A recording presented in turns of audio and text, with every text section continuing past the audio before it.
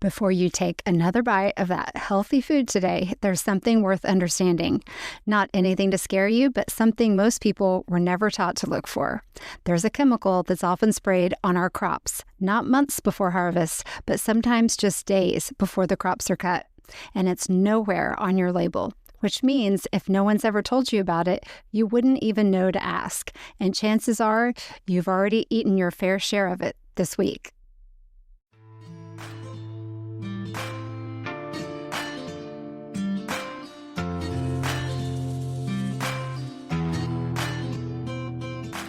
Do you ever wish your day wasn't dictated by your health? Are you tired of being tired all the time, or is pain holding you back from enjoying your time with your family? Would you like to manage your symptoms holistically, but you just don't know where to begin? I am so excited that you're here. This podcast will help you understand how natural remedies work so you can relieve your symptoms and live a fuller life.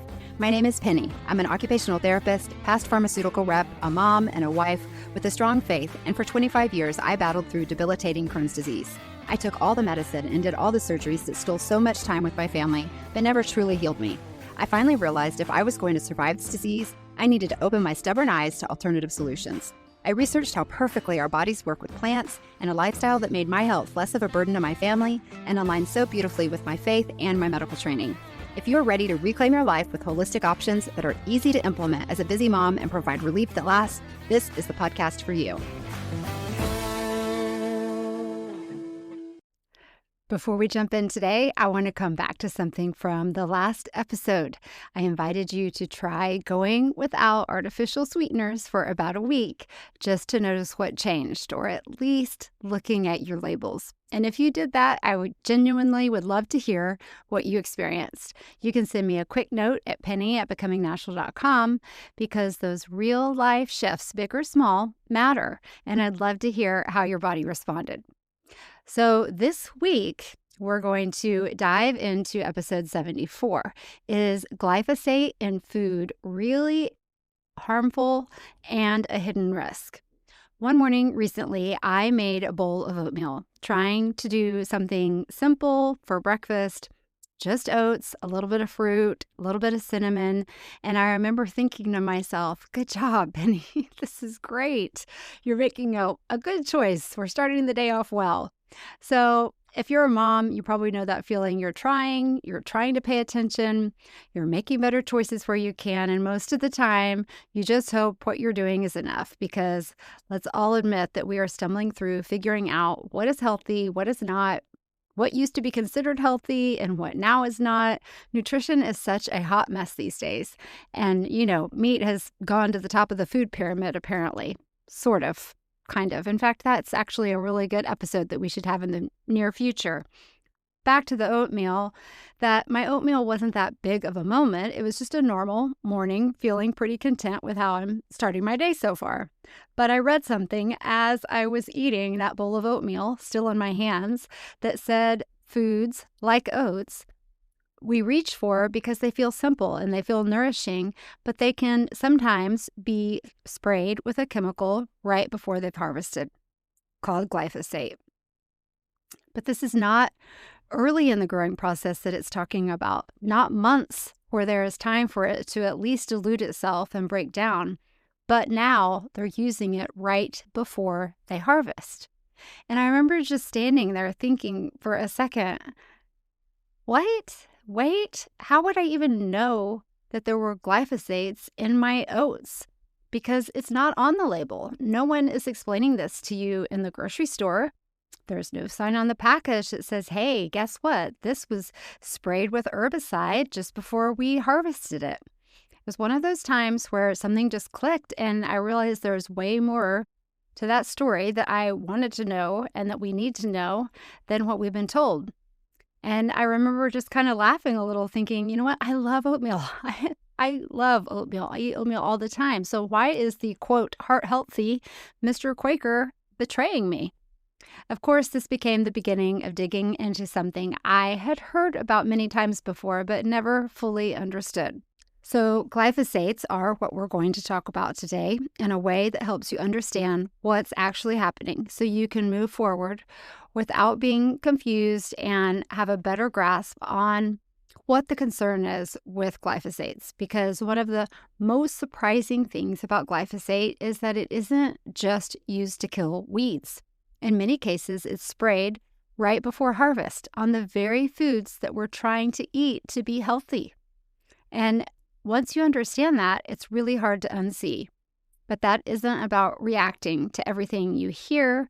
It's about learning enough to make a thoughtful, rational decision as you're whipping through the grocery store. So what is glyphosate? We're going to start very simple. Glyphosate is an herbicide, which means it's designed to kill plants. But the way it works is actually very specific. It blocks something called the shikimate pathway, Shikimate, the shikimate pathway. You can think of that pathway like a plant's internal production line, the system it uses to create the very essential building blocks that it needs to grow.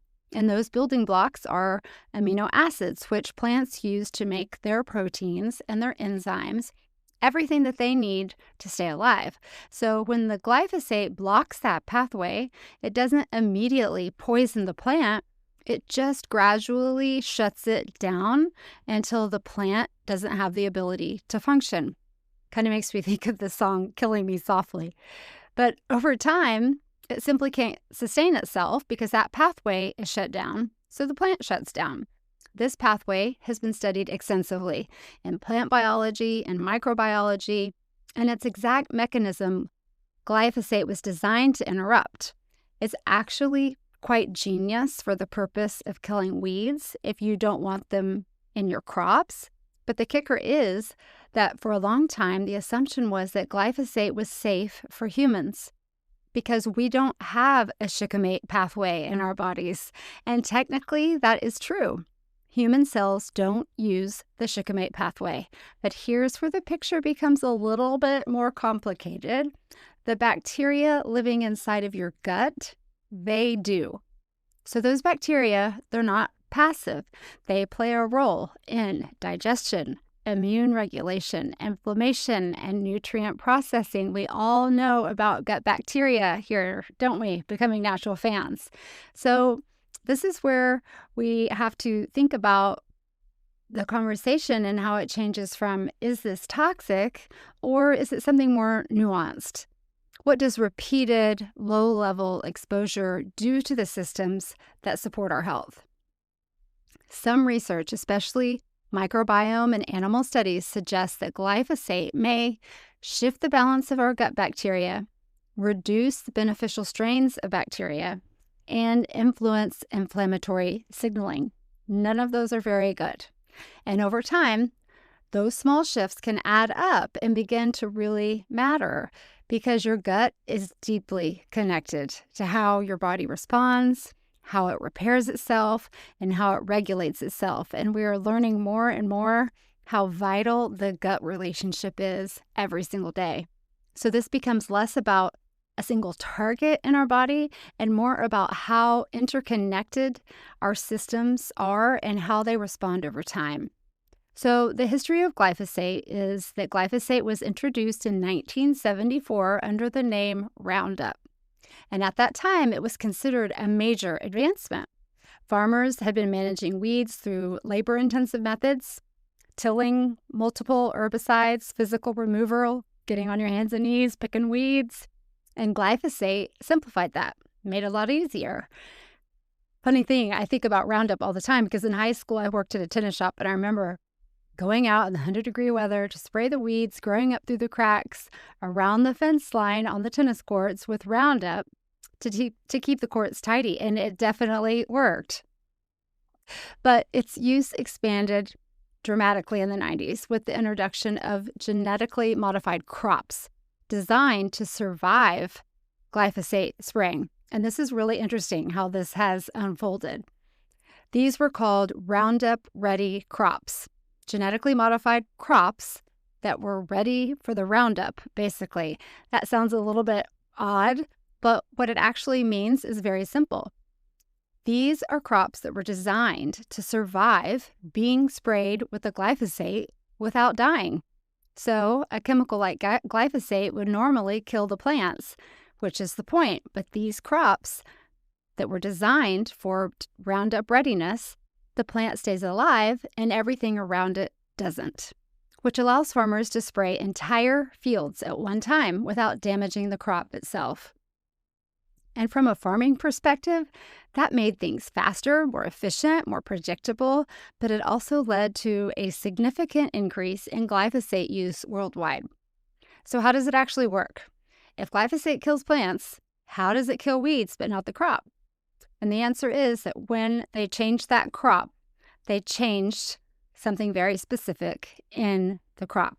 So you can safely say that they are genetically modified crops, meaning they've been designed in a very special way to tolerate or resist the glyphosate. Scientists gave certain crops this slightly modified version of the system glyphosate normally blocks. So when glyphosate is sprayed, it still shuts down the weeds because nothing about them was changed, but the crop itself has a version that glyphosate can't fully shut off. Scientists modified the enzyme that glyphosate normally blocks. So when glyphosate is sprayed, the crop itself now has a version of that system that glyphosate can't fully bind to. So the pathway keeps working. The plant keeps making what it needs to survive, and it continues to grow, while everything around it dies off. And that's what made it possible to spray entire fields at once, not because the chemical became more precise or more improved, but because we altered the crop and it was created to tolerate the chemical. Little backdoor entrance on that. So it also changed something bigger, because when crops can tolerate the spray, it allows for more widespread use. Not necessarily in one place, but across many fields, many seasons, and over time. And that's where this starts to connect back to us, because these crops show up in everyday foods, directly and indirectly through things like animal feed and processed ingredients. We know that we are what we eat, so when it shows up in these indirect forms, it's still affecting our bodies. So this becomes less about one specific food and more about small, repeated exposure across a lot of the things that we eat. Not something to panic about, but something to understand so that you can make more intentional choices when you're offered the chance. The part that catches most people off guard is the pre-harvest spraying. So if you think of a crop in 5 phases, the first phase is planting. The second phase is the early growth, where the small plants and the weeds are actually competing for their resources. The third phase is mid-growth, where the crop is established. Fourth is late growth, where the crop is maturing. And then fifth is harvesting. Early on, when crops were just getting started, weeds are competing for the same resources, like I said, and that's when they wanted to get rid of the weeds. So glyphosate was designed to be used to clear those weeds out at that time and giving the crop more space to grow. But once the crops were developed to tolerate glyphosate, it allowed farmers to spray even later during the growing season, something that wasn't possible before. Now, glyphosate isn't just used during pre-harvest or growth. In some crops, glyphosate is being used right before harvest, as few as a couple days to 2 weeks before harvest, in a process called desiccation, D-E-S-I-C-C-A-T-I-O-N, desiccation, which simply means drying something out.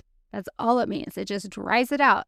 So instead of waiting for crops to dry naturally, because they have to worry about the weather and rot and mold and, ruining crops, that depends on the weather. But glyphosate helps them dry evenly and dry faster. And this makes harvesting much more efficient. But timing matters, because when the glyphosate's applied close to harvest, there's less time for it to break down, which increases the likelihood that small residues remain on the final product, getting to us. And this is especially common in things like wheat, oats, barley, and legumes, foods that show up in everyday meals. From a farming perspective, each of these uses serves a great purpose: efficiency, timing, consistency. But from a consumer perspective, the question changes. It becomes less about why it's used and more about when and how often the exposure is happening to our food that we're ingesting. In 2015, the World Health Organization's Cancer Research Division classified glyphosate as, and I quote, probably carcinogenic to humans. That classification was based largely on studies linking higher exposure, especially in agricultural settings, to non-Hodgkin lymphoma. So that's relating more so to people who are using it on a regular basis, perhaps farmers, people who are handling the product regularly. But that classification is questionable. At the same time, agencies like the EPA maintain that glyphosate is safe when used as directed.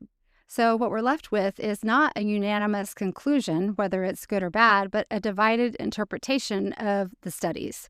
And I realize there's a lot of depth that we haven't achieved here in this podcast, but if something even has a chance of causing cancer, what chance is low enough for you to want to eat it? Or what are you desperate to eat that you would eat it with that risk?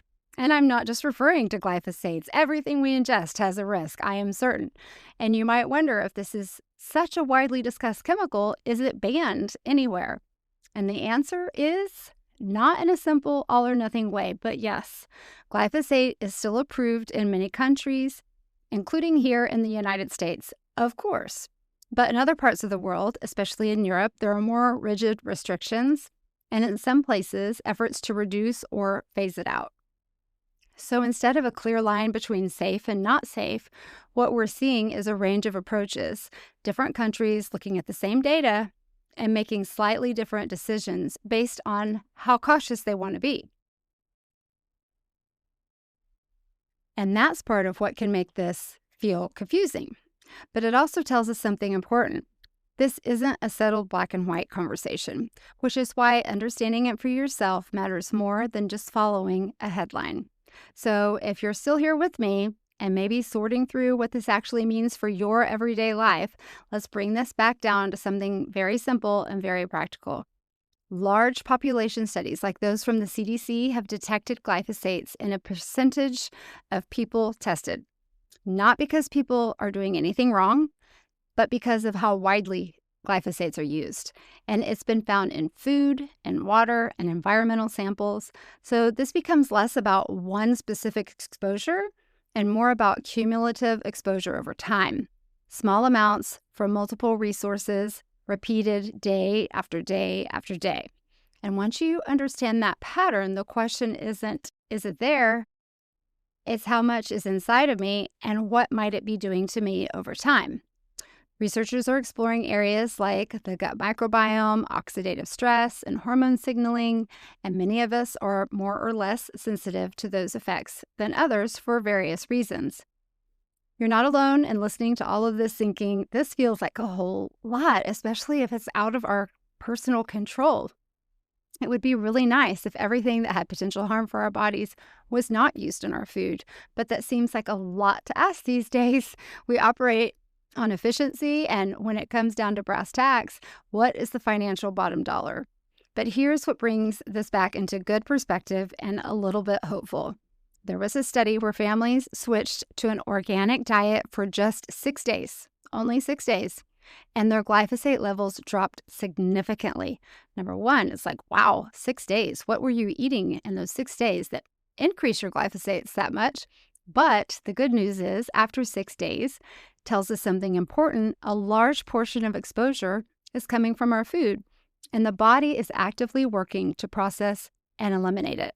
Our bodies are capable of eliminating glyphosates. Your body isn't passive. We know we have a built-in detoxification system, primarily in the liver and the kidneys, that are constantly working to process and remove what doesn't belong. But as we're learning every week here at Becoming Natural, if we can eliminate any piece of the toxic load in our bodies, even slightly, it creates space for those systems to work more effectively, and it reduces the chance of our bodies reaching the point where it simply can't detox all the toxins anymore, resulting in disease. So what do we do with this information? Especially if we don't grow our own crops or have a fabulous garden or we live in the city, or even more practical, how do we know if the food that we're purchasing has had glyphosate applied and at what stage? There's not a perfect answer to that, unfortunately, but you can be intentional with change if you think in 4 layers. So the first layer, just reduce your exposure where it's easiest. Choose organic when possible, especially when you're choosing grains. Second layer, reduce accumulation. So wash your produce well, rotate foods so you're not eating the same foods over and over that perhaps have glyphosates on them at harvest time. Third layer, reduce your environmental load just simply by limit your herbicide use at home. Limit those chemicals in your home safe environment. And finally, your fourth layer, reduce the amount of processed foods that you eat, because we all know they're loaded with junk, and more than likely they're not using the best of ingredients for processed foods. You don't have to do all this at once, just one step at a time. So you might be thinking, okay, if organic grains can help reduce exposure, how do I know what's truly organic? Because that's my first thought. How do you know? How do you trust it? Because the word organic gets used a whole lot, and in food supply, it can be used quite loosely, which makes marketing terms difficult to decipher from truly organic food. But here's what's important to understand. In the United States, organic is actually a regulated term when it's used in a specific way. We've talked about this many times before. If you see the USDA organic seal, we talked about it with, castor oil, essential oils, CBD oils. I know I'm just claiming oils there, but you want to look for that USDA organic seal on your food as well. That's a pretty big sanity check, because that means that the food has met a defined set of standards, including restrictions on synthetic herbicides like glyphosate and no genetically modified crops, which is also a win. Now, that doesn't always mean it's perfect. It doesn't mean zero exposure in every single situation, but it does mean you're significantly reducing that exposure overall. And that's really what this comes back to, is not perfection, but lowering the total load on your body in a way that's realistic and a way that is sustainable over time. There's something about learning this that changes how you see your everyday choices, not meant to be heavy or weighty, but in a more intentional way. From the beginning of Scripture, you see a relationship between the people and the land and a sense of stewardship and care. And wisdom today often looks like returning to that era where we steward the land well and we steward our bodies well. And we have to work a whole lot harder these days, definitely than back then. But if we steward our bodies well and we take care of them, our bodies will be good to us for a much longer time. We don't have to carry what we're learning as something huge and stressful, but we are responsible for how we respond once we can see more clearly. Awareness doesn't mean getting anxiety over it or getting stressed out. It means that you've been given the chance to choose more intentionally. And once something comes into focus, you don't have to change everything overnight. Please don't change everything overnight. Too many changes at once simply aren't sustainable. I'm cheering for all of our successes, self included, with small baby steps, one at a time, that ultimately become an ingrained habit versus a drastic diet that you can't sustain over time and you blow it and then you forget all of it. So go slow. I urge you, go slow. Increase your knowledge and your understanding and prioritize your changes that are important to you and are important to your family. Everybody has different priorities. Everybody has different diets. Everybody has different issues that are surrounding them, and you can just pick which one that you want to address first. You simply begin to move differently when you see things that you haven't seen before or that you're understanding better now. If this helps you to see things a little bit more clearly, I'd encourage you to share it with someone that you love, because these conversations don't always spread through headlines accurately. They spread through people. You don't have to do everything. You just have to take the next step that's in front of you. And that's enough. Thank you so much for being here today. I hope you have a wonderful week, and we'll chat then. Bye-bye. Thank you so much for tuning in today. If you've enjoyed today's episode, hit that follow button, leave a 5-star review if you're so willing, and help spread the message of Becoming Natural by sharing it with a friend. Check out the resources in the show notes and join the email list to stay on top of all the latest and greatest happenings at Becoming Natural as we roll out exciting new things while we grow. Until next time, take those baby steps to a more natural life and always give yourself grace. Progress, not perfection, is the goal. See you next week.